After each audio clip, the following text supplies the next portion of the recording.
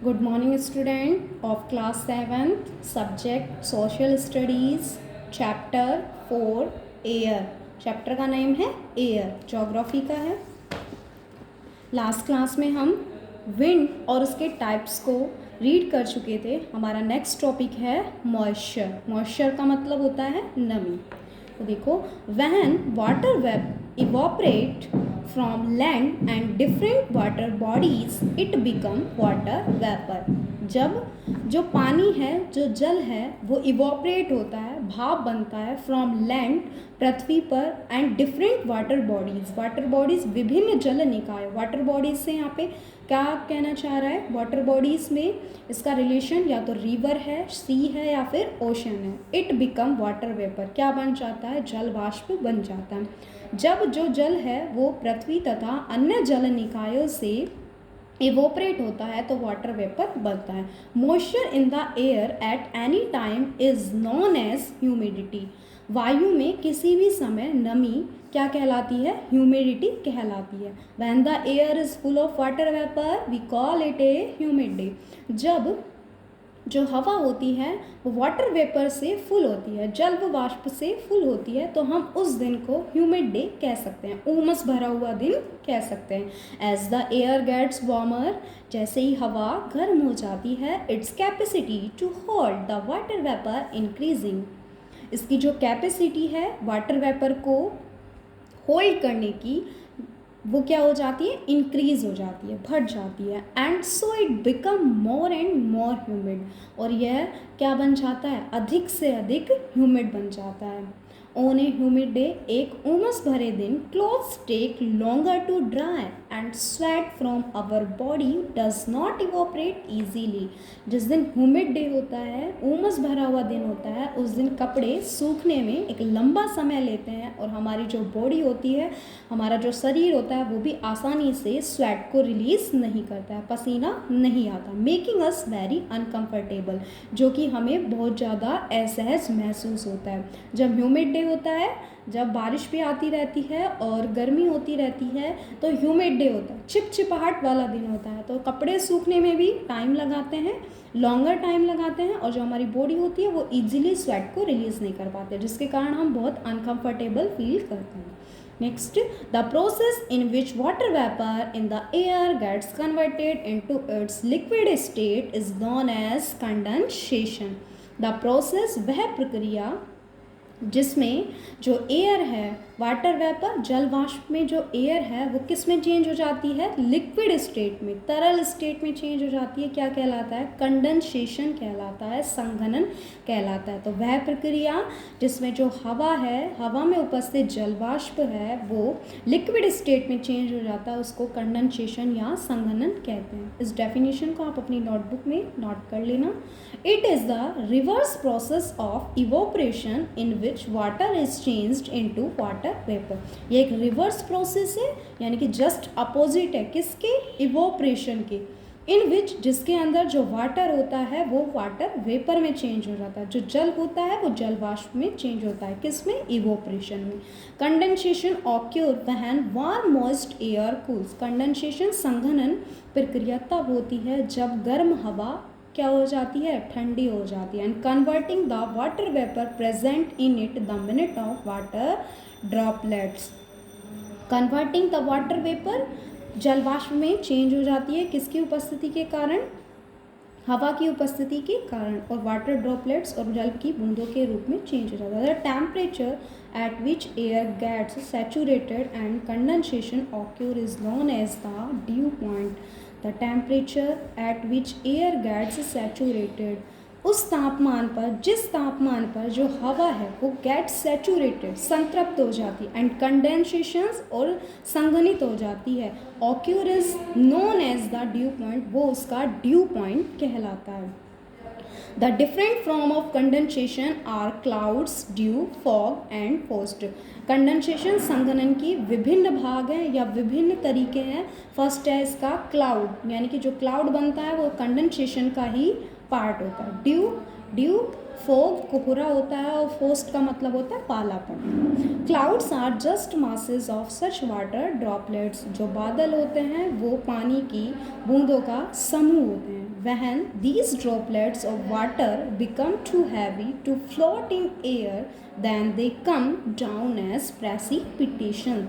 When these droplets, जब ये पानी की बूंदें of water, पानी की बूंदें become too heavy, भारी होने के कारण एयर में फ्लॉट करती है, तैरने लगती है, then they come down as precipitations, तो वो पृथ्वी पर अवक्षेपित हो जाती है। प्रेसिपिटेशंस का मतलब होता है अवक्षेपित होना, यानी कि जब पानी की बूंदें भारी होकर हवा में तैरने लगती हैं तो वो अवक्षेप यानी कि वर्षा के रूप में पृथ्वी की सतह पर अवक्षेपित हो जाती है।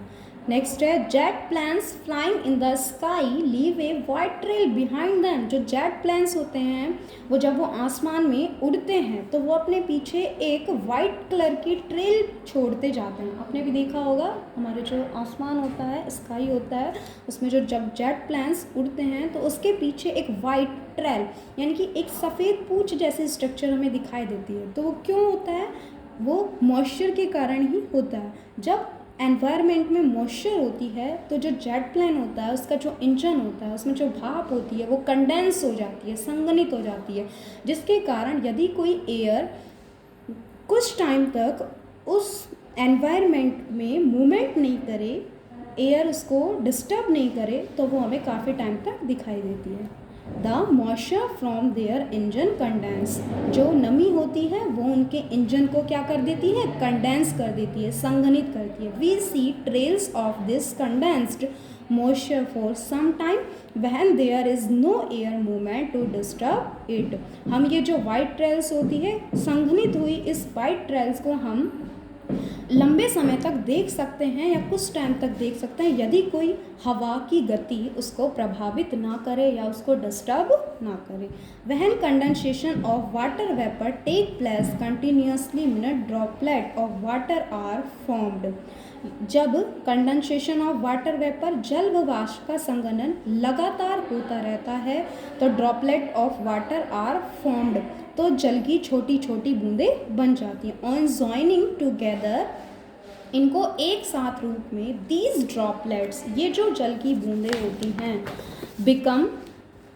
बिकम हैवियर एंड बिगर, ये क्या हो जाती है? बहुत भारी हो जाती है और बड़ी बन जाती है। When they become too heavy to float they come down in the form of rain or snow. जब ये पानी की बूंदें भारी होने के कारण हवा में तैरने लगती हैं, हवा में तैरने के लिए जब ये भारी हो जाती हैं तो ये पृथ्वी पर बारिश या फिर कहें स्नो यानी कि बर्फ़ के रूप में कहाँ पर आती है? पृथ्वी पर। This process is called precipitation. ये जो प्रक्रिया है वो क्या कहलाती है? प्रेसिपिटेशन कहलाती है, अवक्षेपण। प्रेसिपिटेशन का मीन्स अवक्षेपित होना होता है, लेकिन यहाँ पर हम इसको रेनफॉल से समझेंगे, क्योंकि जब जो पानी के ड्रॉपलेट्स होती हैं वो फ्लोट करने के लिए हैवी हो जाती हैं एयर के अंदर, वो भारी होने के कारण तैरने लगती हैं, तब वो रेन के रूप में पृथ्वी पर आती हैं। तो रेन, वर्षा, ड्रिजल, पानी की बूंदें, स्नो का मतलब बर्फ़ गिरना, sleet and hail are different type of precipitation. जिस तरीके से हमने कंडेंसेशन के टाइप पढ़े थे, जैसे क्लाउड्स है, ड्यू है, फोग है, उसी तरीके से प्रेसिपिटेशंस के भी बहुत सारे टाइप होते हैं। वर्षा की बूंदों के रूप में, या फिर जैसे स्नोफॉल होता है, बर्फ़ के छोटे छोटे टुकड़े होता है, ओलावृष्टि होती है, वो सभी प्रेसिपिटेशंस का कारण होती है। Most of the ground water comes from rain water. अधिकांश जो भूमिगत जल है उसमें जो पानी है वो रेन वाटर के द्वारा ही भरा जाता है, या रेन वाटर ही है जो भूमिगत जल को, ग्राउंड वाटर को एक लेवल पर लेकर आती है। Plants help preserve water. जो पौधे होते हैं वो भी पानी को सुरक्षित रखते हैं, करने में मदद करते हैं। When trees on hill side are cut, जो पौधे हैं वो हिल साइड, पर्वतों की साइड पर या कहें पहाड़ी जो क्षेत्र होते हैं वहाँ पर पेड़ों की लगातार कटाई होने से rain water flows down the bare mountains and can causes flooding of low lying areas.